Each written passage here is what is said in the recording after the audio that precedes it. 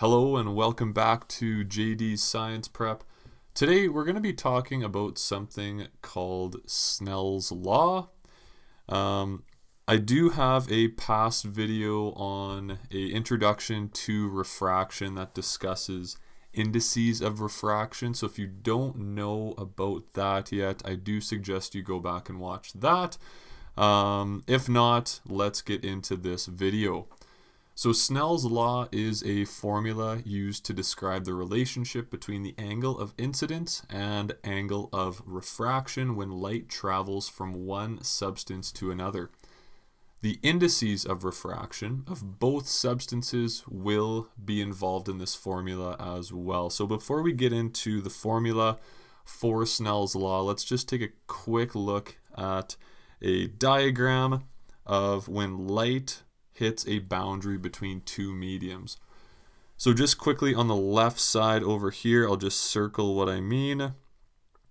We have the boundary between two mediums. So our first medium here, the light is traveling from air and into water. If I zoom in, you can just see the arrows. Those will indicate the direction that the light is traveling.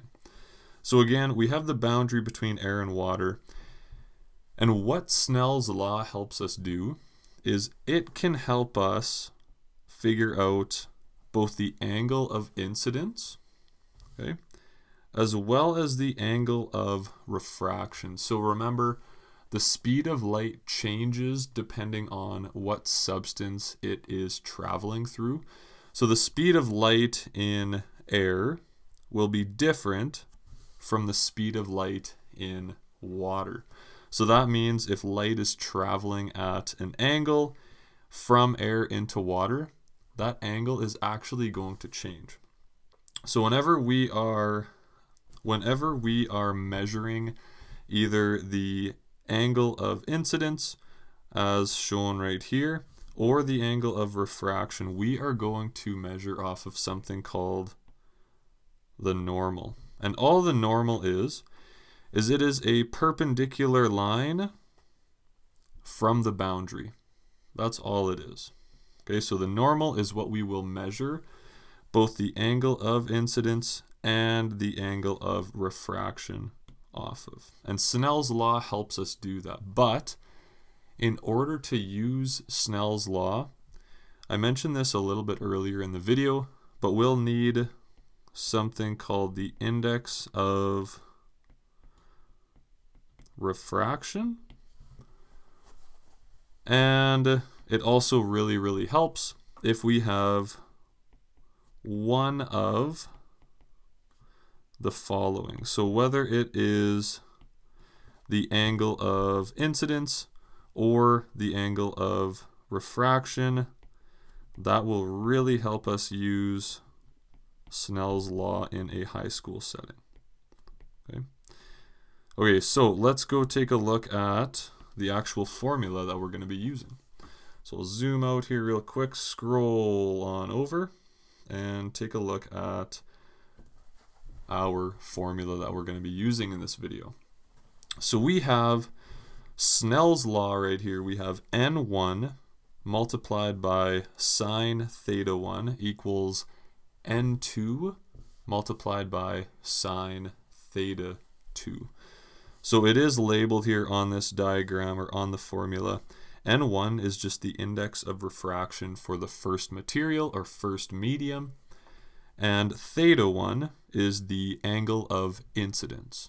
So it's just the angle between the incident ray and the normal.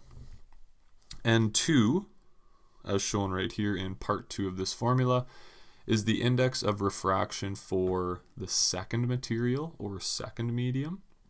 And theta 2 is the angle of refraction. So if we have 3 of the 4 variables filled out, we can easily isolate for that fourth one and solve. Okay, so let's take a look at a couple of examples here. The first one reads, if light strikes I'm going to write an air to water boundary at an angle of incidence of 37 degrees.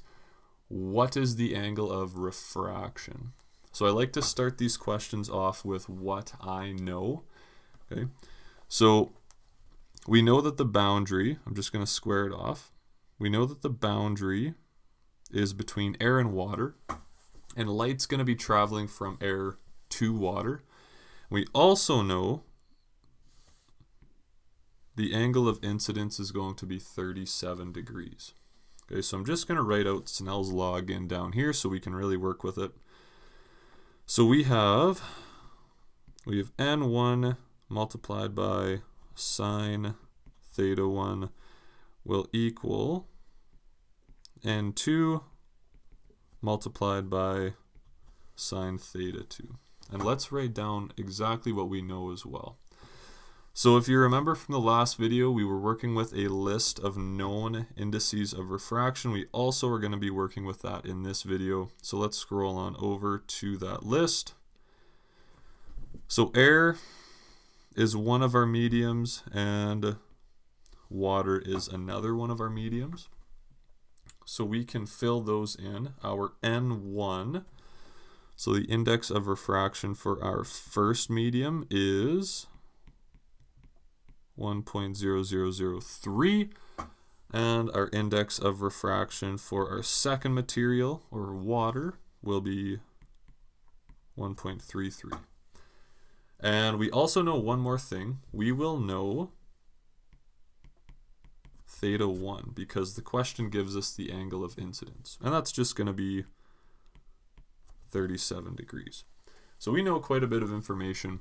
What we're going to be solving for is the angle of refraction. So let's fill out what we know here in our formula. I'm just going to cube this off here really quick and we'll get into it. So N1, we have 1.0003, and that's multiplied by sine theta 1, and we know theta 1. So it's going to be the sine of 37 degrees. And that's equal to N2, which we know, which is 1.33, multiplied by sine theta 2, which is what we're going to be solving for. So we can isolate for our sine theta 2, just divide 1.33 on both sides. And if you type this into your calculator, you will figure out what sine theta 2 is. Okay, and it should be a number less than 1. I'm just going to keep a few decimal places here because this is not our final answer by any means. So if you type this into your calculator, you should get a number that looks like this. So sine theta 2 is equal to 0.452628. Now remember, we don't want sine theta 2. We want theta 2. We want the angle of refraction. So how you can figure out the angle if you have something that looks like this, or sine theta 2, you can take the inverse sine of this number right here. And I'm just going to move our second example down so we have a little bit more room here. That looks a little bit better. Perfect.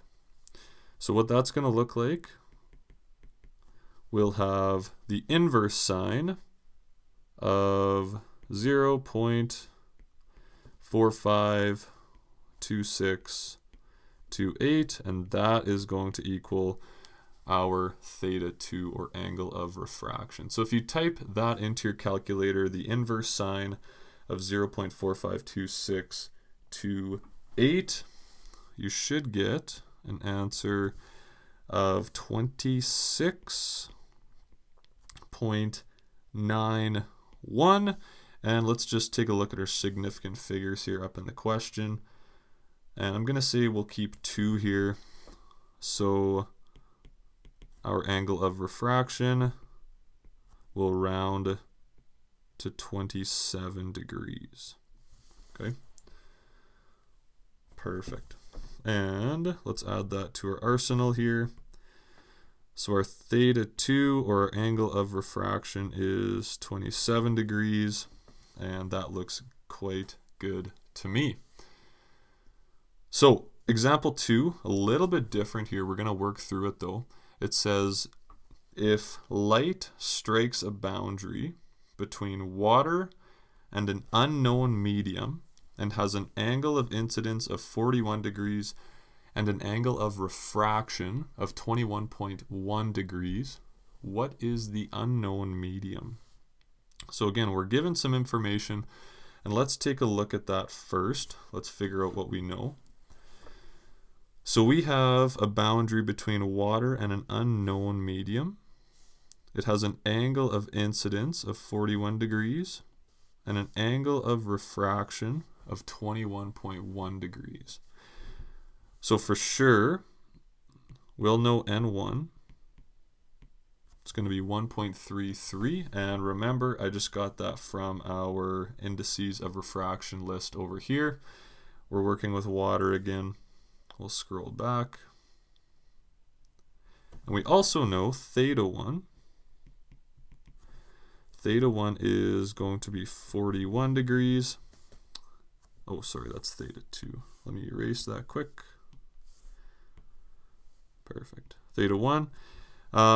We also know theta 2 is 21.1 degrees, and N2 is what we are looking for, because with N2, with the index, the index of refraction for our second material, we can figure out what material that is, or what medium that is.